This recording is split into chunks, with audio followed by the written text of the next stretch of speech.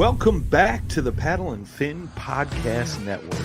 We're brought to you by Pelican, built tough for all situations. Go to pelican.com.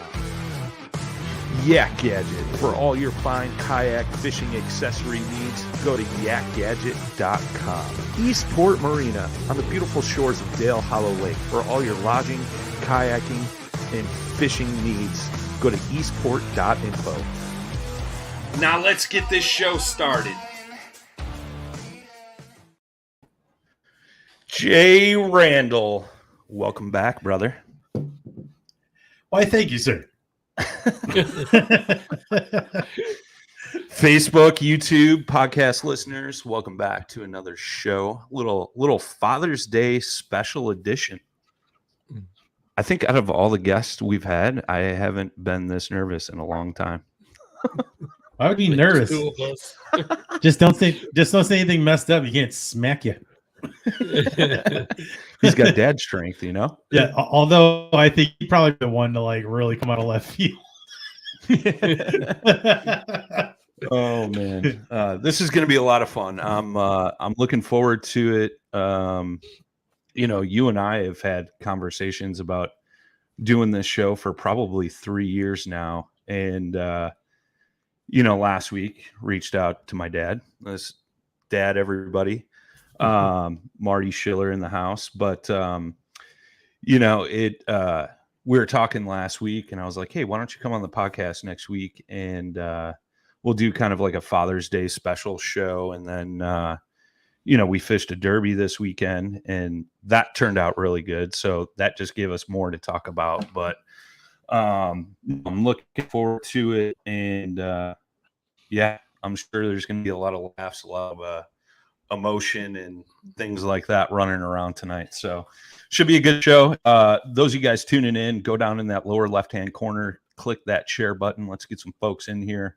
Drop in the comments as we're going along, and we'll pop them up on the screen. If you guys got any questions, things like that, we'll get them answered. But Pops, I mean, welcome to the show. And let's get a little background on you first. You know, how'd you get into fishing? What's your earliest fishing memory? I was thinking about this today because I don't think you've ever shared that particular moment with me. But when did you? I know you grew up on a lake right outside of Chicago.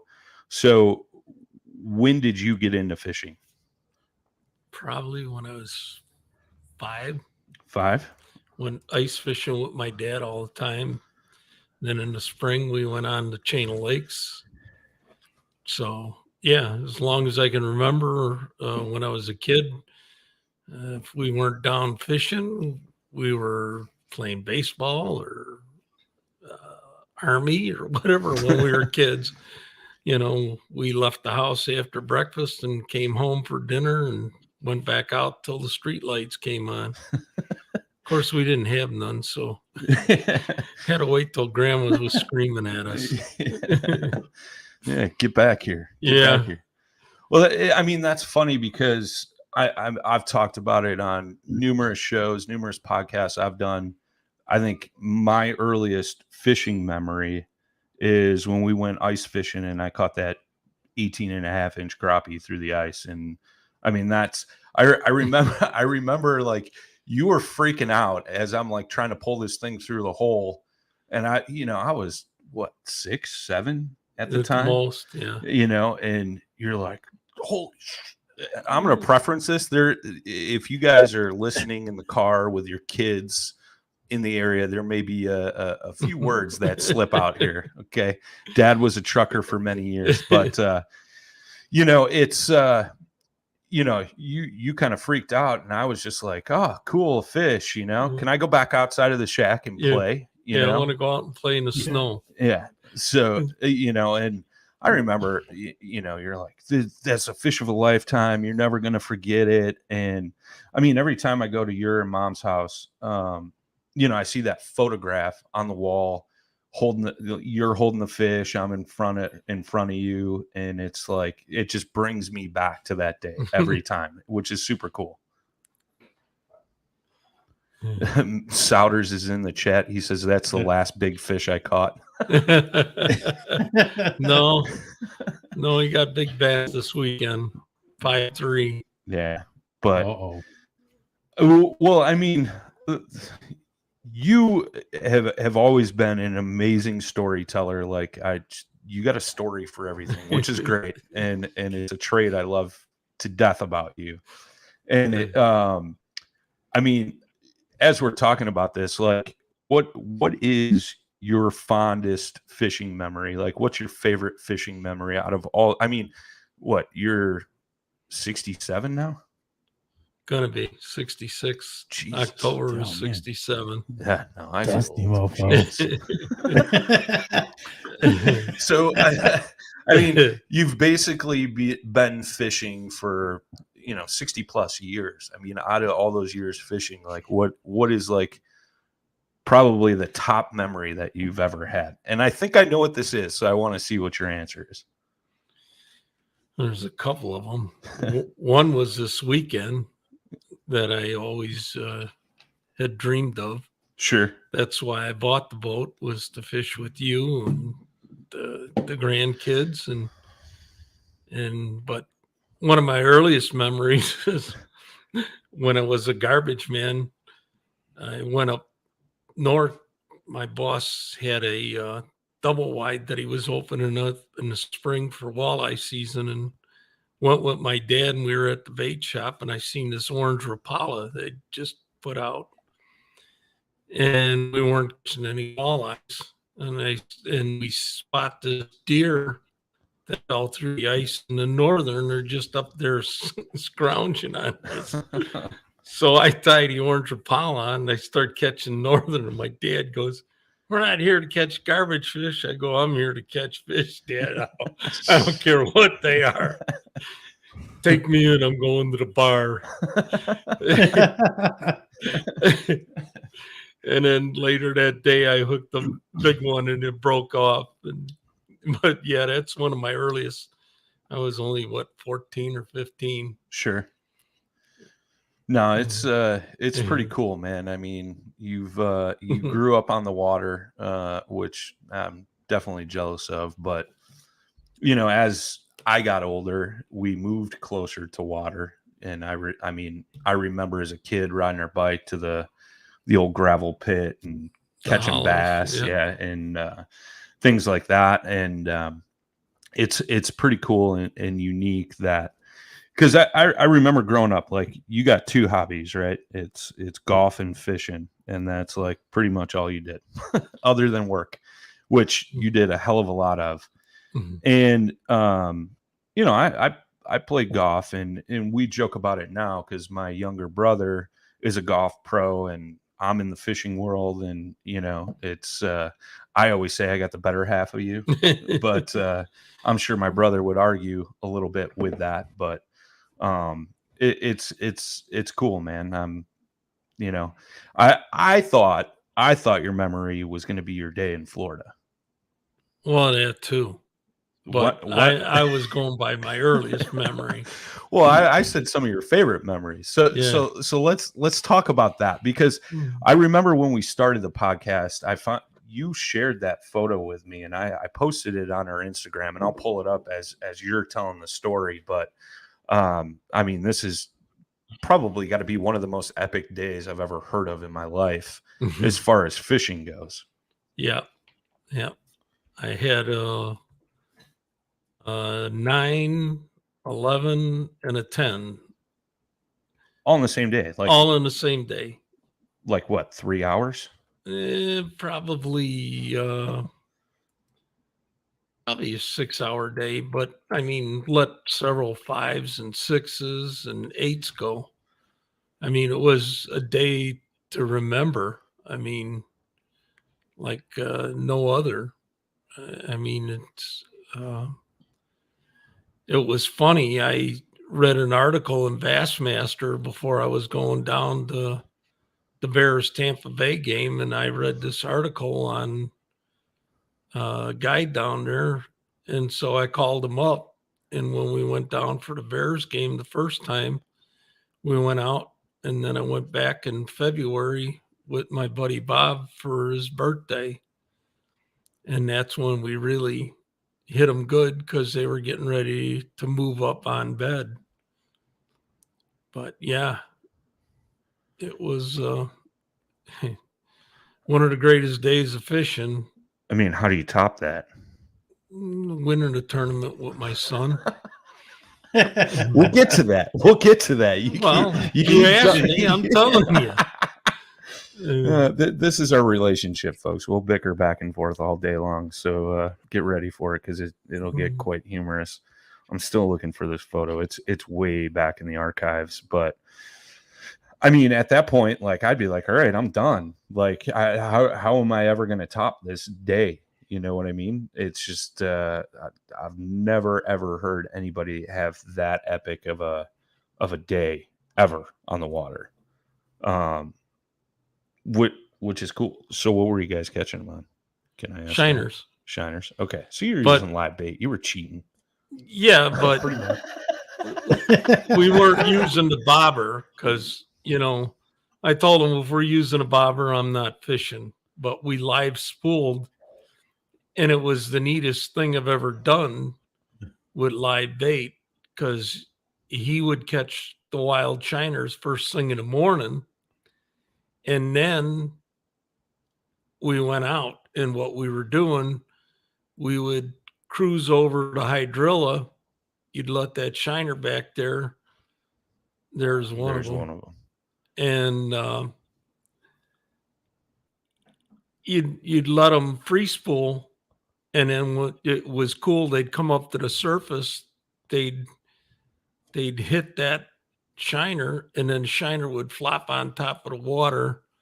Then they'd come up and take it head first, and then you'd let them run with it, click your bail shut, and count the 3,000 and set the hook and hang on. I mean, you've aged quite well, old man. I'm just gonna say not that. bad for an old guy. I was just gonna say, I was like, yeah, you look an awful lot like him, Brian. It's not the first time that's been stated. Yeah, apple don't fall far from the tree, but thank God he's got a little more of his mother in him than me.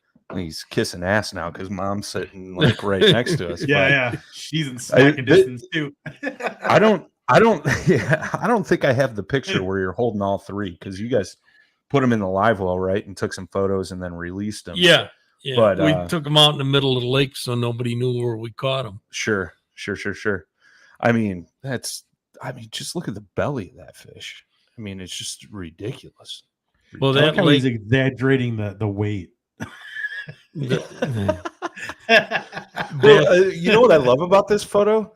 The retro quantum hat up there he's got on. Oh yeah, you know what I mean? I mean, he's even got a collar on. I mean, look at this guy. Yeah, he's got his collared shirt on. He's got his fancy watch and his ring that he's always wearing.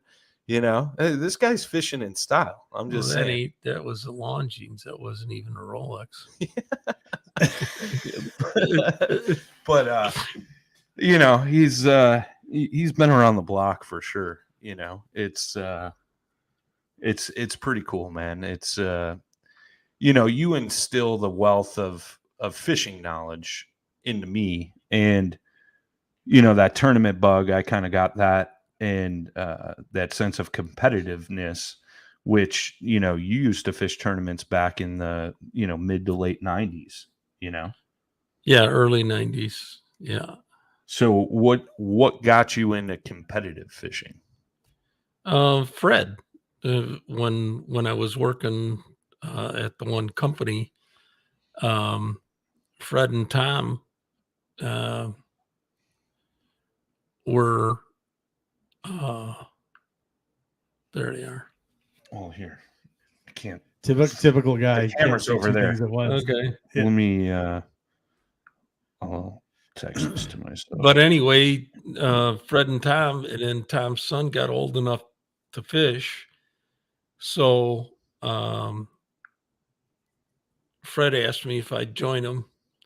And the big mistake was the first tournament we went to the Madison chain. We took third place.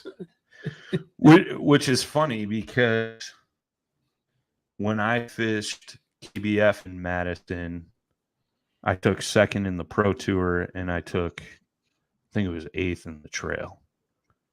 But I did have one good finish the tournament before that in Kansas. So Yeah. I think I took 10th or something, or 9th in that one. So it's kind of funny, like how as far as competitive fishing goes, like our stories kind of run parallel, so to speak, which is kind of crazy.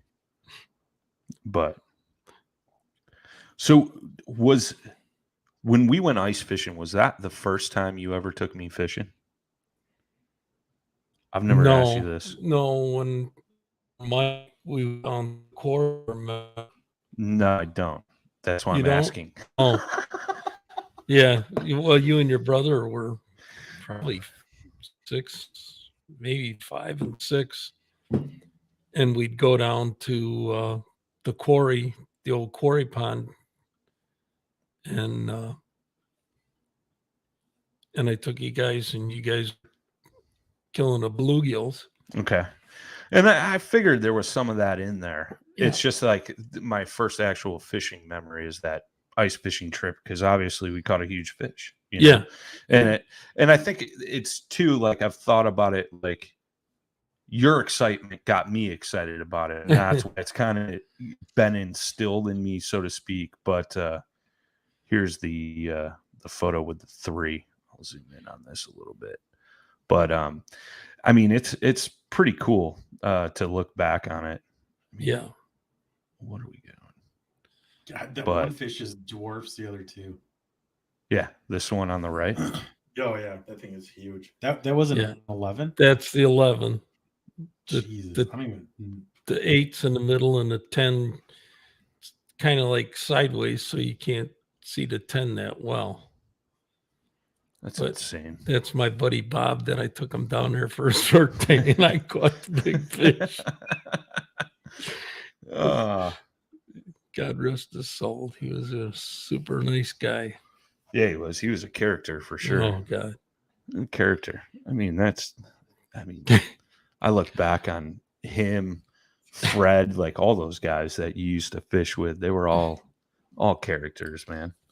But and Bob, the time we went to Kentucky Lake, I picked him up at his house in Addison. Right. I think I told you a story. Yeah. And he had 6 30-packs old style and a 12 on ice. And that was Sunday, and Friday afternoon, of course, Kentucky Lake is dry. He had to start drinking his buddy's Miller Lite because he ran out of old style, and he was the only one drinking old style. He was a guy that liked to enjoy himself for sure. Oh God, he's the only guy I know could drink a case of beer and walk straighter than I could, or drive straighter than I could. We don't encourage drinking, folks. No, that's a long time ago. That's back in the 80s when you could get away with that stuff. But well, I mean, not making it better.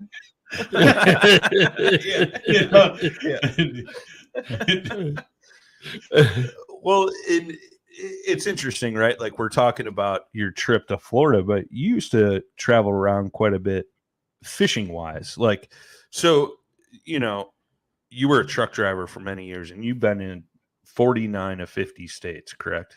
The only one I got left is Alaska. Right. And then everything but the Yukon, Nova Scotia, New Brunswick, and Newfoundland. Newfoundland. We know some Newfies. He's a character. But I mean, out of all these states you've been in, how many of them do you think you've actually fished in? Because I don't think I know the answer to that.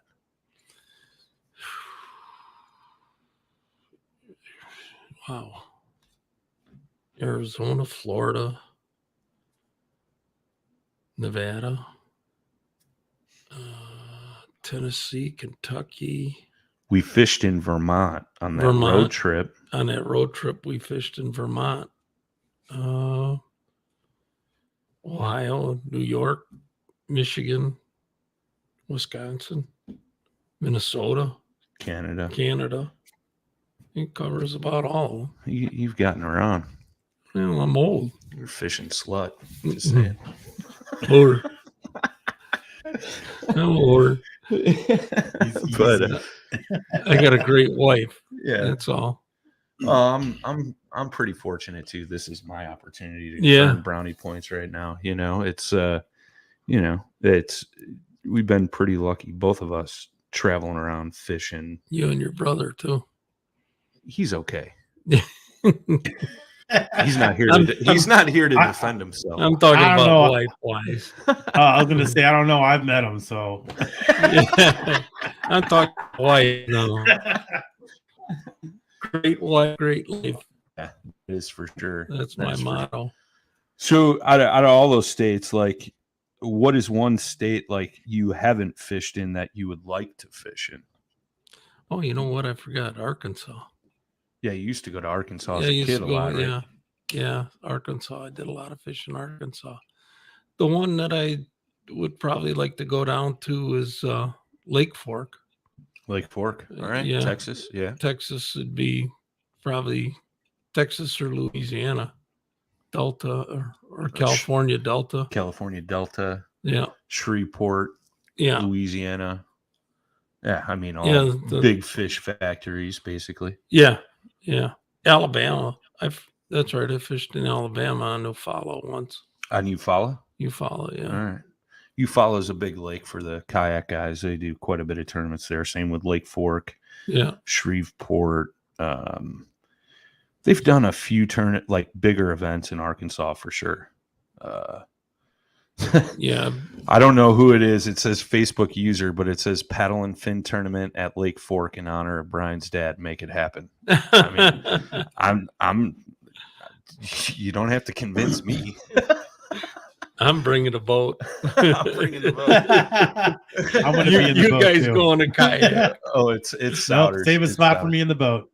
Yeah. Well, I'm going to be comfortable. Sorry, guys. I mean, that's interesting, right? Like you bring up the boat, and I've taken a little bit of heat lately because I've spent a lot of time in the boat, but a lot of that is fishing with you. Like it's.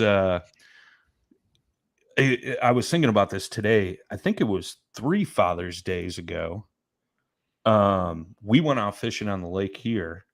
And I put you in the blue sky, and I was in a Jackson Coosa FD or Big Rig FD, and I caught my first ever muskie. Yeah. You remember that? I got the pictures. Yeah.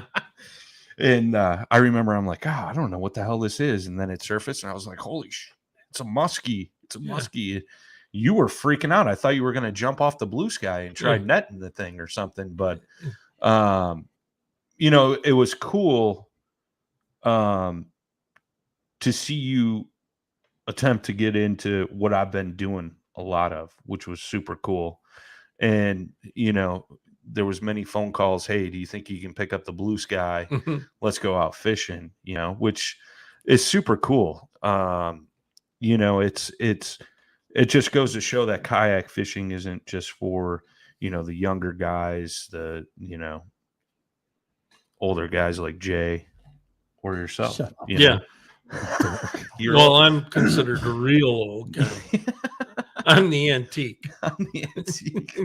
I'm the old plug on the wall, But it was super cool and it was unique. And then, like you mentioned, you bought a boat last year, and it's been one of the coolest things to get back on the water with you. And I want to rewind a little bit with that being said, like, as a kid, when you were fishing those tournaments, a lot of times you would take me out with you pre-fishing, the weekend before an event or something that you had coming up. And one of those memories I have, it was like 5:30 in the morning. And he's like, drive the boat. And at the time, I think you had the 20-foot Skeeter with a 200 horse Merc on the back with the hot plate on the floor, and you're like, freaking step on it, let's go. And I'm like, dude, we're doing like 45 miles an hour. He's like, hurry up, let's go. 80 miles an hour across Grass Lake, like, and he's still like, hurry up, there's some more in there. We're gonna miss the bite, which I don't know. It's just one of those memories that's totally wild to me. But it was one of the things that I missed since you got rid of a boat, right? Yep. And me too. And I know you did as well. And it's been cool to be back on the water with you. I mean, making memories and giving each other a hard time. And the one thing I remember, right, is when you were pre-fishing, you were running the front of the boat, so you were catching all the damn fish. And I would sit in the back of the boat going, what the hell is wrong with me? Like, how can he catch all these fish and I can't catch a single one? And now those roles have been reversed. where there's been some times like, normally I'm running the front of the boat and you're fishing out of the back. And I'll hook like 3 and he's like, God damn it, another one? What the hell? What the hell? It's At least I can handle a net. Ouch. I think that's gonna get popped up here, but nah. It's kind of cool. But let me ask you this. So I've thought about this, and I don't think we've ever really talked about this, but like, what do you think about what I do fishing wise, like with the kayak teams, working with sponsors, fishing tournaments, doing trade shows? Like, I've never asked you what you thought about that. I know you've always been like, oh, that's cool, you're going to do that. But like, what do you think about all that? Well, I think it's awesome. I'm proud of you. I would have never known how to do that stuff. I've got the one friend that's on the FLW tour. Sure. But, same thing. He's got his own company and he's got money to burn. Yeah. The last Ranger he bought and that's like 10 years ago. I think the boat was 65,000 and the electronics was 35,000. He had $100,000 in the boat. Sure. And he's never really made it big money. He just what was it, a year ago or something? Somebody finally bumped him out of Big Bass. His record was 11-4 on Harris. He held the Big Bass for FLW for years. And then somebody just caught, I think it was a 12 or something. Huh. But yeah, I mean, it's to do that and to negotiate sponsors and stuff it's an art, and you got to be good in order to get it done. Sure. Sure. So, but no, I'm amazed at what you do and how you enjoy it. And one of the memories I do have when we were pre-fishing was the time I told you to throw the buzzbait by the log. I remember that. I couldn't believe well, that's when I was first learning how to throw a baitcaster. Yep. And baitcasters are nothing like what they used to be. Oh, they used to be so frustrating. You didn't have all these. That. You don't have like these magnetic brake systems and electronic chips and some of these newer reels and stuff like that. And yeah, you were like, I'm pretty sure it was a black buzzbait, and you were like, throw it up by that log, because there was a storm that came through. I think it was the night before or 2 nights before, and we were fishing in the channel, which I believe runs right behind your brother's house. It does. Yeah. And at the time he wasn't living there, though, I don't think. No. But so I cast it up there and I get this backlash, right? Because I'm new to baitcasters. So I'm sitting there picking it out, get it out fairly quickly, and I go to start reeling and it's just heavy. And I think it was, did you weigh that thing? It had to have been like a 9-pound catfish. Yeah, I think it was Smoked a buzzbait right next to a log. It's like 9 pounds over. Yeah. Yeah, it was crazy. And you were like, you ain't putting that greasy, nasty thing in my boat.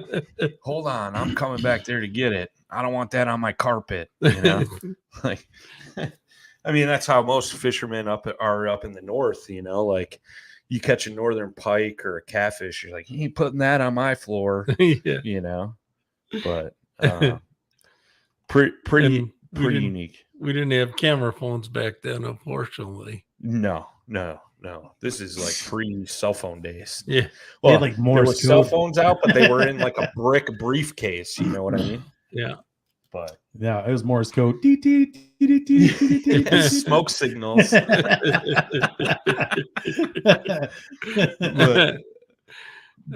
But it's super cool. Super cool memories that will last lifetimes for sure. It's always cool and good to reminisce and bring those things up, and look back on where we were and where we've come. It's pretty incredible. Well, just the engines. The second Skeeter I had, the first one wasn't even fuel injection. It was carbureted, and the second one was fuel injection, but you still had to have the oil injection. Yeah. Now this 4-stroke, there's no comparison. Yeah. None.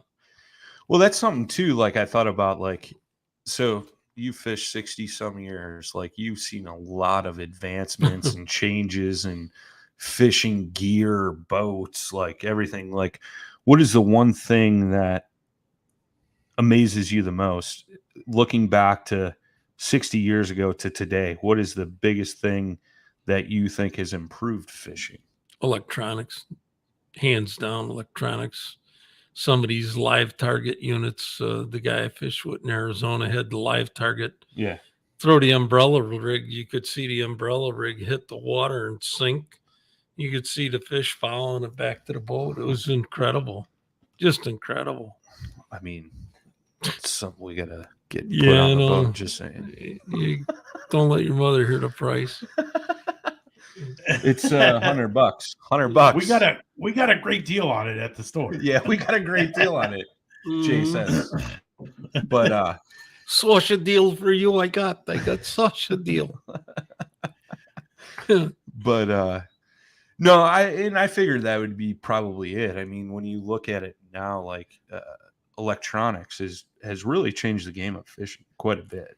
Oh. And it's made some piss poor fishermen some pretty incredible fishermen. Oh, yeah. I mean, did you, I don't think you watched that tournament that they had for the amateurs, Johnny Morris. I didn't. You told me about it. Yeah. They had the live target system. They were catching spotted spots down at Table Rock, right? Down at Table Rock. And it's like playing electronic video. They would see the fish, they'd throw it, they'd see the fish get the bait, and they hooked it. Yeah. And I was kind of disappointed that he didn't do it again this year. Oh, the Johnny Morris tournaments. Yeah. It was kind of disappointing. It was a 1-year deal, I guess. Yeah, they had a big open. For those of you guys that don't know, Johnny Morris owns Bass Pro Shops, and they did a big bunch of open tournaments throughout the country. And then there was a championship at the end, and then first place team got they each got boats, right? They each got boats, they each got Tundras, and they each got $500,000. Yeah. Jeez. Yeah. It was incredible. I mean, but I forget what he donated all the proceeds to conservation. So and you had to have one of the boats that he sells. You had to have Ranger, Tracker, Tracker, Nitro, Ranger, Mako. Oh, that's right. Yeah. So yeah, I mean, but it was incredible, and for two amateurs to win that kind of money, and I wouldn't mind paying the taxes on it. No, it's cool to see those types of events going on. Giving the little guys shots, at some big earnings, big recognition, things like that. Yeah, television. Yeah, it was cool. I mean, it's the same thing in the kayak world right now with BASS is running a kayak series now. Obviously, the Hobie events have been doing really good, which is cool. I mean, let me ask you this, because you used to sail. Was it out of a Hobie cat? Am I remembering that correctly? Yeah. Yeah. Yeah, that was when I was in 8th grade. Dad bought that for me. Yeah. But I took it out in a storm and split the mast. Oops. Wait till your father gets home. I don't know how many times I've heard that. Yeah, but back in my day, it meant something. It meant something too, but we got our buddy Richie Lockery in the chat. He says, "Badass dad" in the chat. Richie's a good dad. I've seen him interact with his son when I was down there on Table Rock. That's my buddy that lives down there, right close by Table Rock. He's on what is that, Tennycomo? I'm sure Richie will correct me, but yeah, no, good stuff, man. Good stuff. Jay, I'm sorry you've been so quiet. What has been your fondest fishing memory with your two boys? I don't know. I've had quite a few of them, I think, but when we were I was living at Four Lakes in Lisle, Illinois, that is. They have a private lake there and stuff, and we'd go out in these paddle boats. I love how you got to be like in Illinois. That is, now that you're all That's Mr. right. Tennessee.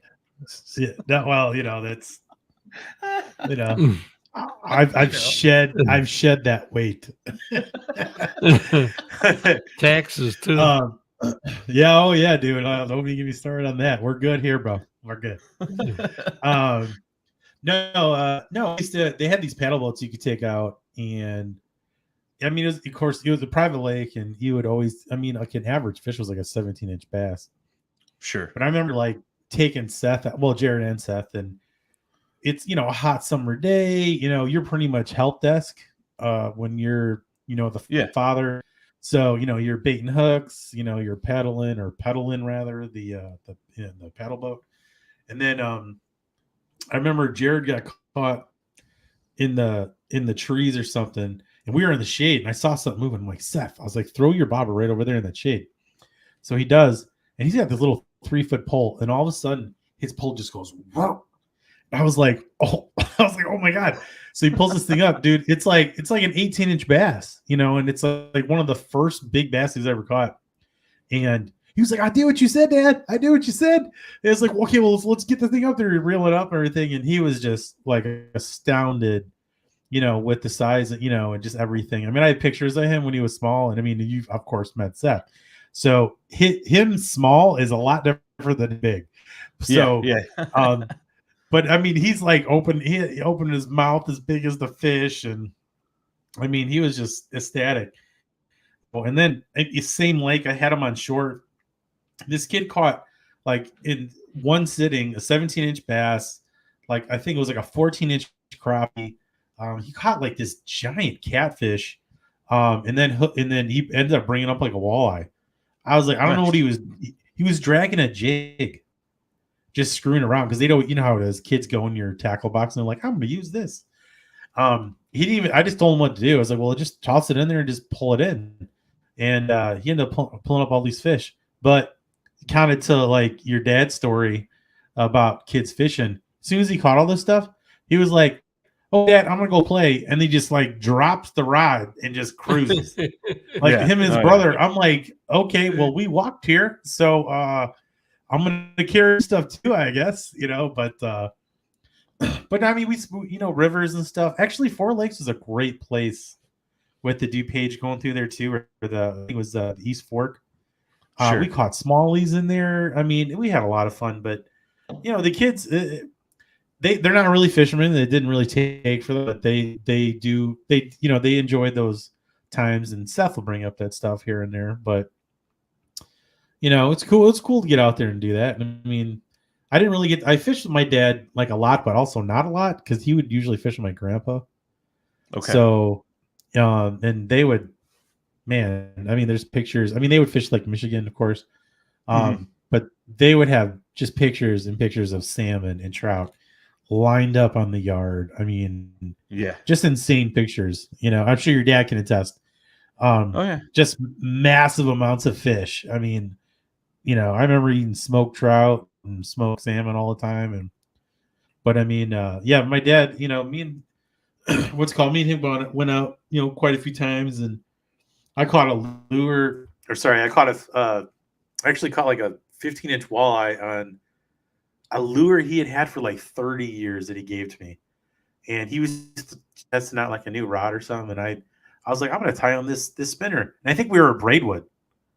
We were braidwood off of one of the fingers. And I like tossed it in there. And I was like, Dad. And it was like a crappy day. Of course, that's like the best time to go walleye fishing. Sure. Storm was ready to roll in. It was just super nasty. He just got this reel and reel and rod, and he wanted to test out. He didn't even care. And I ended up pulling that fish, but it was just kind of funny. He thought I was messing with him. I was like, I got a fish. He's like, no, you don't. I'm like, I don't know how I could be lying about this. Like, you see my rod, But I ended up pulling up this pretty good sized fish. It was cool. But yeah, man, I mean, I've had some good times with the boys. I mean, when I had a boat, like they would go out, we did some catfishing and stuff, Sure. But try to share, how it is. You just try to show them as much as you can. See what sticks. Well, I remember the old boat that I have here. I used to take the wife and the kids out on Lake Geneva every once in a while, and I took you out a few times. Yeah, and that's when I was pretty good friends with the guy that owned the bait shop there on Lynn Pier, and I was like, hey man, I want to take my kids maybe get small, large. What can you give me? And he was like, circle hook and some suckers, put a split shot like a foot above it. And I had Ange and the kids out, and I'll never forget like the look on Zach's face. He hooked into like a 16-inch smallmouth, and it came shooting 4 feet out of the water, just tail dancing. And he was like,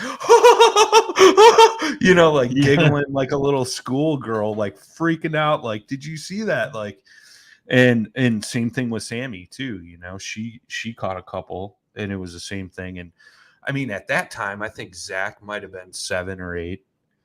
Sammy was probably 4 or 5, somewhere around there. And, and still to this day, both of the kids will go out occasionally with me. Sammy loves being out in the kayak because she's one to be her own person and do her own thing. And she just loves that independence, so to speak, of being in her own kayak. But, her and the wife have gone out, and they've caught some good fish with me here in the past year, with the boat now, and which has been awesome, and even Zach went out when fish weren't even really biting yet, and he caught that, for 3.5 pounder or something. 3.5 or 4. Yeah. And he had a great time, man. It's cool. And now too, like, you mentioned grandkids. To me, that's nephews. My son's about to turn 20. My daughter just graduated high school. So like, the next level to come up is the nephews, my brother's kids, my sister-in-law's son, and getting them out and seeing the excitement they get out of it. Like this past weekend, we had my sister-in-law's son out, and for his birthday, we got him a little Cars push button, like Zepco fishing pole, and he didn't catch anything, but I hooked into a largemouth and I let him reel it in, and he was just jazzed, and it was like a 14-incher, but it's cool to see the look on their face, especially the 2 little ones, right? Like, how old are the twins now? 5? 4? 5, aren't they, hon? Yeah, so we always got to refer back to the women because we don't know. Timmy's 7. Yeah, Timmy's 7. Talks your ear off. He talks your ear off, and like he wants you to see every cast he makes, which is so cool to me because like he gets it. He's like, "Did you see that, Uncle Brian? That was pretty good, huh?" You know, and he's like, "I think I'm gonna cast over here." And it's funny too because he does the typical little kid thing. He'll see where you caught a fish. And he's like, "I think I should cast right there where you just caught that one, right, Uncle Brian?" And I was like, "Yeah, go ahead, bud." you know, but.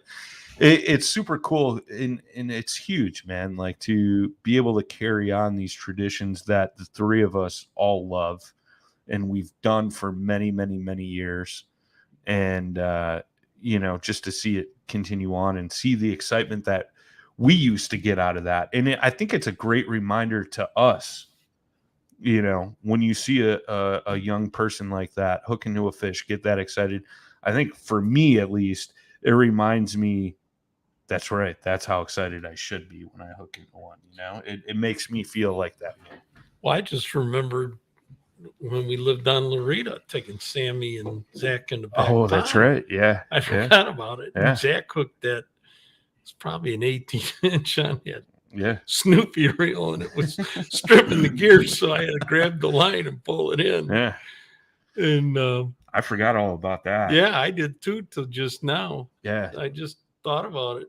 We had the pond in the backyard. Yeah, my folks had a place, and that pond had to been probably 3 acres. 2-3 acres, and it was loaded with deep catfish and bluegill and bass, which was awesome. We got Dustin Nichols in the house. What up, brother? But I mean, it's just so cool, to see them full circle. Like I remember as a kid, like you would go fish a tournament. I was like, shit. I really wish I could go with Dad right now, but it's they weren't old enough. Yeah, That's I know. Problem. They had an age limit. But it's super cool now to see it come full circle and come back around. So I mean, we're at like 48 minutes right now. So we'll get into this past weekend. I haven't even talked to Jay about this yet, so this is all new to Jay. I'm sure Jay read a post on Facebook. Yes, no. Nah. Probably flip right by it. He's been living in the woods in the middle of Tennessee making moonshine. I believe in anti-social media. Good for you. But I had the local neighborhood derby here this past weekend, team event, and we fished it last year, and we took third. Yeah, third.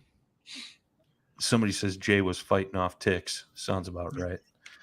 But yeah, last year we took third or fourth. No, it was fourth because we were out of the money and they pay top 3 spots. No, they only paid 2. Last year they did? Yeah, we only had 8 boats. Okay, all right. We were out of the money by 8 ounces. We took third. We were out of the money. Hold on. Let's just think of the age comparison and how a T remembers versus you.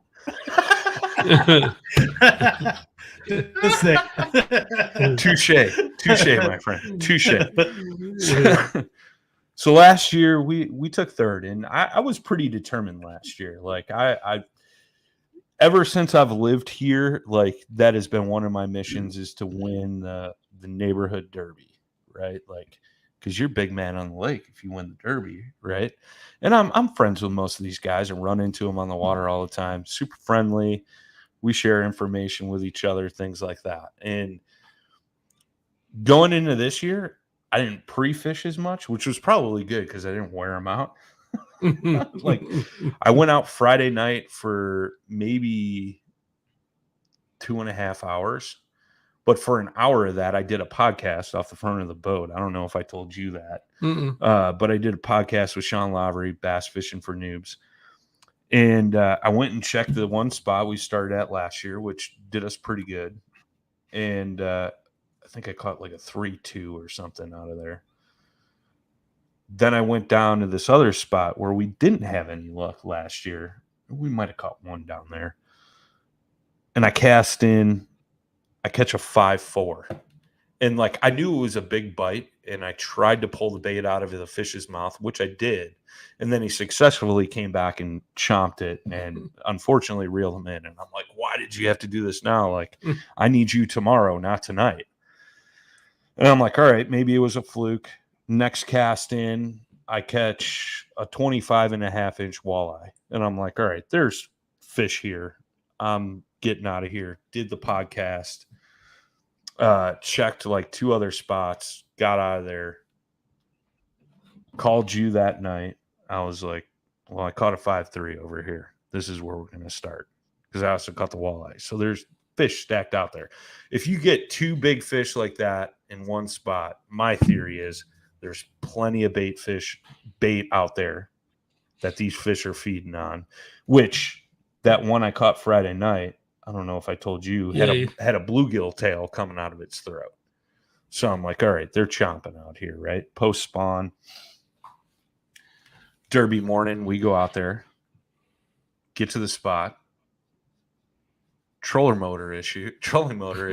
And you're like, I'll come up there, I'll give you a hand. I'm like, just stay in the back of the boat. Fish. You fish, I'll take care of this. You fish, right? And that's us Schillers get kind of flustered at times, and we talk with a heightened, elevated voice and things like that. But, I'm like, you stay back there and fish. I think I finally got it worked out. And then you hooked into one first, right? Or did I? You did. I did. All right. We caught our limit in like the first hour and 20 minutes, I think it was. Yeah. Yeah. About 7:30. Yeah. 7:30, 7:45. And Derby picked up at 6:15. Yeah. 8:00 we started calling. Yeah. Right. We're like, all right, we're doing all right. Caught a big fish. Our scale read, I think it was like 4 something. 4:15. But when we weighed it in, it was actually 5.3. Yeah. You lost 2 really good fish. One was definitely my fault. I wouldn't say that. I was in the way. You couldn't see where that fish was running. I'll take the blame for that one. The other one jumped at the boat, came unhooked. You had such a look of defeat on your face at that point. And you were just, again, crushed. Choice words were said, rods were thrown. And I said to you, don't worry about it. We'll be fine. Just keep fishing, right? Yep. You reset. You reset. And you proceeded to get, I think, the rest of our upgrades for the day, right? Yeah. Yeah. 3.8, 3.6. Yeah, because 3.8 was our small fish when we weighed in. Yeah, so 3.13. I think I had a 3.13 too. You did. You had a 3.13, a 3.11, and a 3.8, which got rid of our 3 smallest fish. Yeah. So I think when we got our limit in the morning, our smallest fish was like 2.6 or 2.8. Yeah, it was smaller. But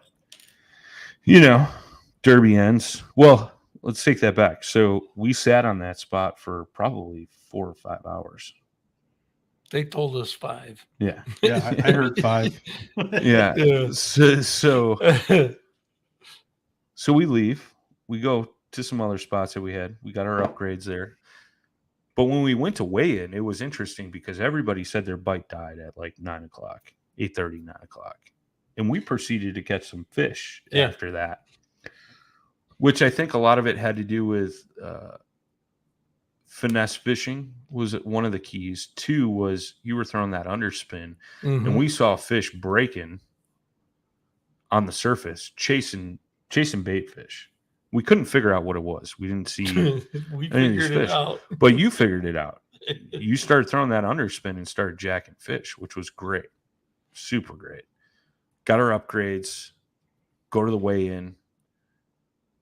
You were sitting at the boat. I was up by the scale. Guys are like, you guys must have been on them, huh? And I was like, we did all right. They're like, you guys sat in the same spot for like 6 hours or 5 hours, whatever it was. And I was like, well, yeah, I wanted to make sure we caught all the fish. So when you guys moved in there, there wasn't nothing left for you, you know? Or we beat them up bad. Yeah. So we weigh the fish, go back to the boat, release the fish right there at the lake. And we're just sitting there talking. And we're kind of watching some other guys walk by with their bags. And like, oh, that guy got a few nice ones, you know? I was putting my rod socks on my rods and stuff, and then they finished up weighing, and you know, we're talking, and the guy that ran the event, you know, says, "Hey Brian, you need to come up here." I was like, "All right, what did I do?" You know, and Chuck announced it. You know, he didn't even start like you know, most tournaments they go third, second, first. No, they just went straight for it. And he's like, in first place, Brian and Marty Schiller. And they also won Big Bass. And I turned around and looked at you like, what the just happened? You know, because we knew we had a good bag. I didn't think we had the winning bag. And initially, when he announced the weights up there, I thought we won by like 2 pounds. But I was wrong. It was 0.8 of a pound we won by. For overall, which was pretty crazy. 1. 2, we got big fish, which I kind of had a feeling that we did win Big Bass because last year I think Big Bass was like 4 pounds, 4 ounces. Yeah. You know, so I was like, oh, this fish should at least win us big bass. And you know, Chuck gave me the envelope. I walked back down to the boat, and, you know, the two of us, I think, had the biggest shit-eating grins on our face. That should say enough, you know, but... Show me the money. Yeah. You know, it was pretty crazy. And I think we were both in shock at first. And then I think it kind of hit us both. After we got the boat loaded up, we were in the parking lot. We shed some tears and went to breakfast. We actually ran into one of the guys on the way out. He was like, "Oh, you guys celebrating?" You know? So, but it was pretty incredible, man. And we talked at breakfast, like, you know, going back to the way we started the show, you know, you had some top 10 finishes in your time bass fishing tournaments, never won. I've had some top 10 finishes in my day, kayak fishing, never won. And then this derby comes, we're fishing together as a team, and we both get our first win together. Come here. Sorry, guys. Dog's good old out. trout. He heard a big bang outside. So, Uh-oh. but pretty cool. I posted that up on Facebook and Instagram, and I wanted to say thank you to everybody that commented on that. And, you know, a lot of, I haven't told you this yet, but, you know, a lot of folks were like, that is absolutely amazing memories that are unbuyable, unforgettable, and it was super cool. And, you know, I don't think I would have wished I would have won a tournament with anybody else. So was my dream when I bought the boat. I there, now you can give it to me. Way to ruin the moment, Jay, you son of a bitch. But I told my wife that I wanted the boat again so that I could fish with the grandkids and my son. And the ultimate was this weekend winning the tournament. It doesn't get any better. And well, it does, but it's something him and I will cherish forever. For sure. For sure. Even after I'm gone, you know. That's like I forgot all about it when I used to go to Door County with my dad catching jumbo perch. I mean, had no idea what they were doing. You know, I was 7, maybe 8 years old, and we're catching jumbo perch, 2 pounds, 3 pound jumbos, and the females are spitting eggs and the males are milking. Had no idea what they were doing to devastate that fishery. I mean, we used to take hundreds of perch home in a week, going out off of Washington Island. They were on the rocks, spawning. And like back then in the 60s, they had no idea about conservation. And that just goes to show you how much it's coming back, and especially Lake Michigan. The jewels are coming back. Lake Michigan, Green Bay, you know, everything, you know. And I guess that's a testament to like changes that you've seen in your years of fishing, you know, the changes that have come about to protect what's valuable to make these memories together for future generations to come. So super cool. I think there's an important lesson there for sure. If you guys definitely take something home from this, you know, show tonight. Well, it's like all 3 of those big bass. How many guys would have let them go back in the day? That's true. And I remember you talking about that, you know, those 3 bass you caught in Florida. And I remember too, is you caught I believe it was like 6.5 pound largemouth on Kentucky Lake that you kept to mount. But also too, again, advancements in technologies, replicas today look 20 times better than actually having an actual fish mounted, you know? Yeah, and they don't decay. And I remember you beat yourself up over keeping that 6.5 pounder. Well, and I got berated into keeping it. Yeah, you got peer pressured. Yeah, I got peer pressured. You caved. I had it in the live well for 2 days. Yeah. You know, and that was funny. My buddy Bob had gotten a bait caster.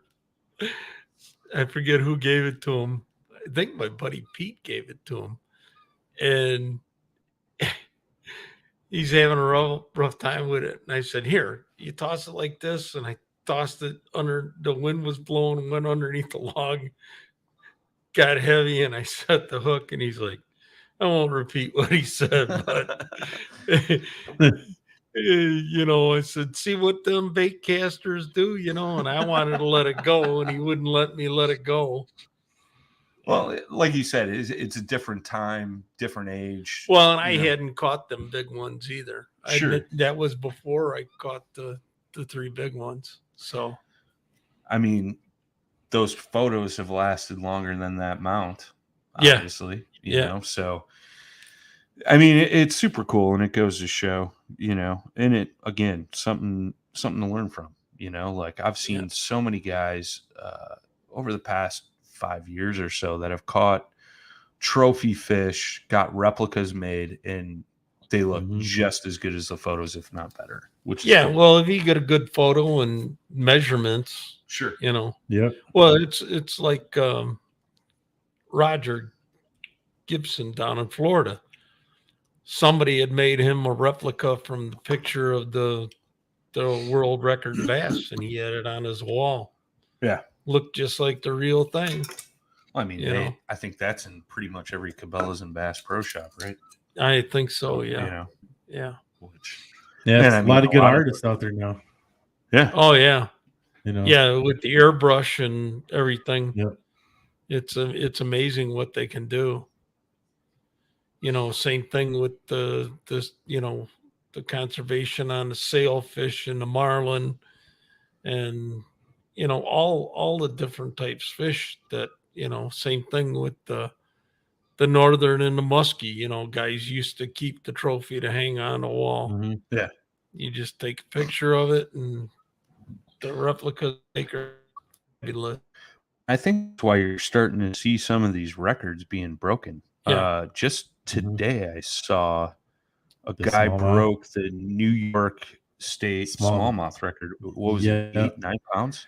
It was a beast. I'll show it to you after we get done. Yeah, it was. I thought when I looked, I thought it was one of those joke pictures. I thought like the same thing. I mean, it was a The beast. size of that fish is unreal. Yeah. Just unreal. And it's a live video of him weighing this fish at a weigh-in. It must have been at a tournament or something. Yeah, that thing was gigantic. I cannot believe like a smallmouth that big.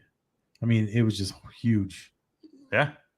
Well, what's funny about, you talk about seeing things come around.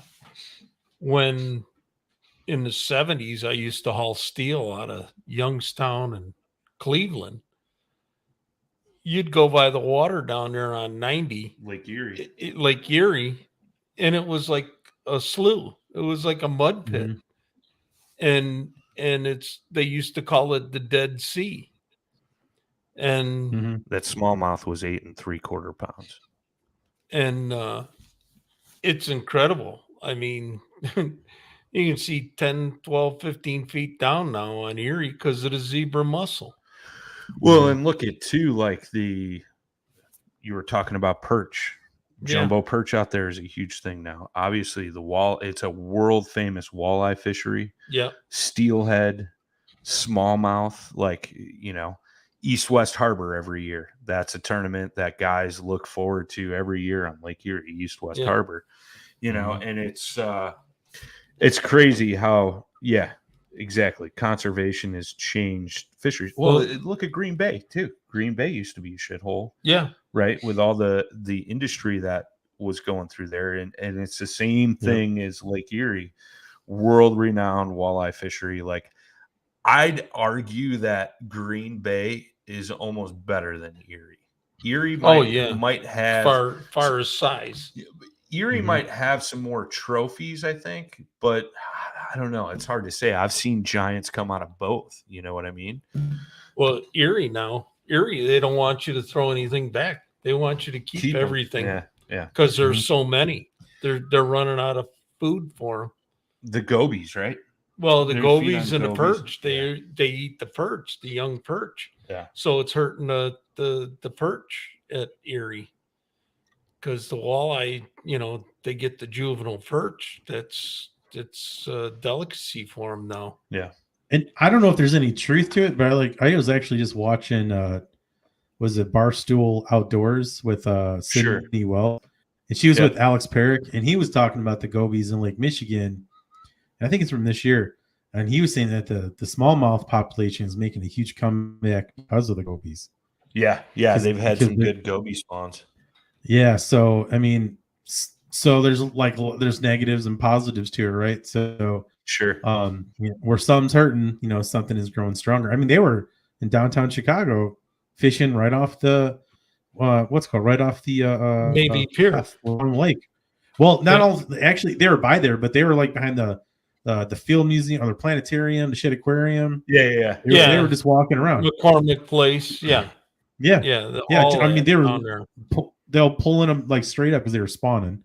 But I mean, it was pretty interesting to hear that. I was like, that's cool. Something good's coming, of something that could be like really bad. Because I know they're in the Displains because my ass like pike lures were like hooking into these things, and all of a sudden I'd spear a goby and I'd be like, what is going on out here? Well, I know going back a couple of years trolling for Walters with Old Man Purrs up on Green Bay, occasionally you get a goby that gets snagged up on a crawler harness or on a treble hook from a crankbait trolling, and it's the same thing up there. I mean, those smallmouth forage on those gobies, smallmouth and the Walters for sure. Because I know we've always, you keep some Walters and you cut their stomach open, look what they're feeding on, trying to figure them out. And 9 times out of 10, there's gobies stuffed in there. Yeah. But, good stuff, man. Good stuff. A lot of memories. Yeah, man. More to be made. Exactly. Right. Happy Father's Day to all you fathers out there. Even you, Jay. Even you. Oh, thanks. For the exception. You too, Brian and Papa Schiller.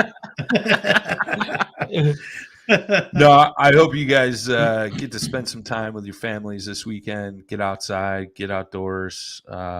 Pops, thank you for joining us tonight. It was my pleasure. It was a lot of fun. Yes. I'm glad none of the bad stories came out. Maybe we'll invite you back to tell stories from my childhood. And I'd never tell them about the Explorer. Never would. All right, we're done. We're done. Yeah. So anyways, I wouldn't do that to them. So anyways, if you guys came into the show late, you could always go back, rewatch on Facebook, YouTube. Gets uploaded to all the major podcast platforms as soon as we get done here. So, Jay, final thoughts?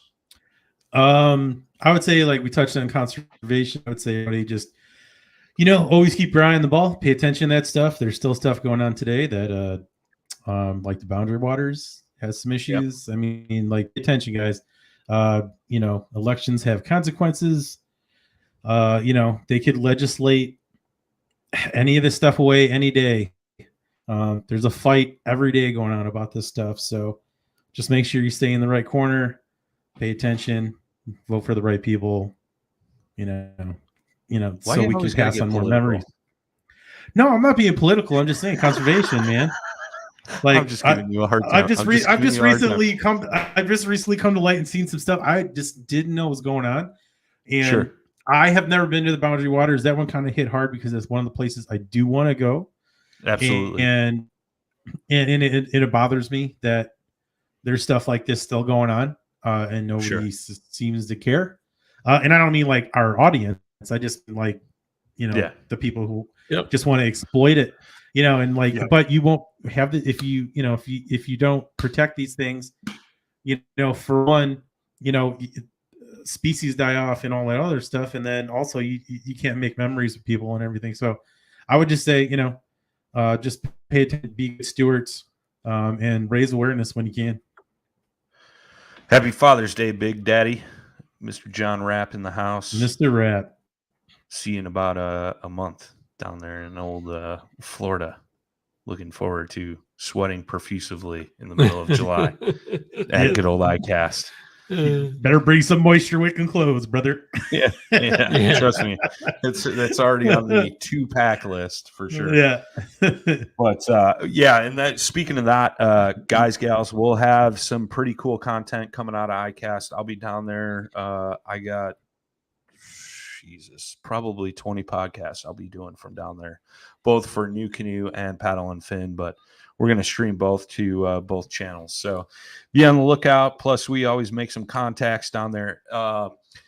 If you guys want to hear from somebody that's going to be at iCast, shoot us a message on Facebook, shoot us an email, paddle, the letter N and fin @gmail.com. Let us know who you want to hear from. We'll make a connection down there and we'll get that show set up. So that way you guys can hear about what you want to hear about. So really looking forward to that, man. And can't wait. He says 20. Woot, woot. I don't know if that means 20 days. If that's the case, man, I got to get my stuff probably. Yeah, you better. No, because today's the 16th. iCast is the week of the 19th. So we got a month. Why you get me worried, John? We're good. So they moved it up. If you guys are new here, we're here every Thursday night, 7 Central, 8 Eastern, 5 o'clock out on the West Coast. As always, boys and girls, tight lines, smooth paddling. Through paddling. Thanks for tuning in to another killer episode here on Paddle and Fin. Be sure to drop a 5-star rating, a thumbs up, or smash that subscribe button on any platform you're listening in on. Be sure to check us out on Waypoint TV, waypointtv.com. Make sure you sign up for the Fantasy Kayak Fishing League at paddleandfin.com/fantasy. You can support this show through Patreon, patreon.com/paddleandfin. Don't forget to check out the website, paddleandfin.com. Catch us on YouTube. If you got a question, comment, or want to see a future guest on the show, be sure to email us at paddleandfin@gmail.com. Shout out to our show supporters, Yak Gadget, You can check out all the fine kayak accessories at yakgadget.com. Pelican Professional. For all your cases, coolers, and lighting needs, go to pelican.com. Rocktown Adventures, your Midwest premier paddle sports destination. Go to rocktownadventures.com. Eastport Marina, the beautiful destination on Dale Hollow Lake. If you're looking for lodging, kayaks, kayak accessories, or anything fishing related on the beautiful Dale Hollow Lake, go to eastport.info. And Jigmasters Jigs. When in doubt, get the jig out. Go to jigmasters.com and fill your tackle boxes today.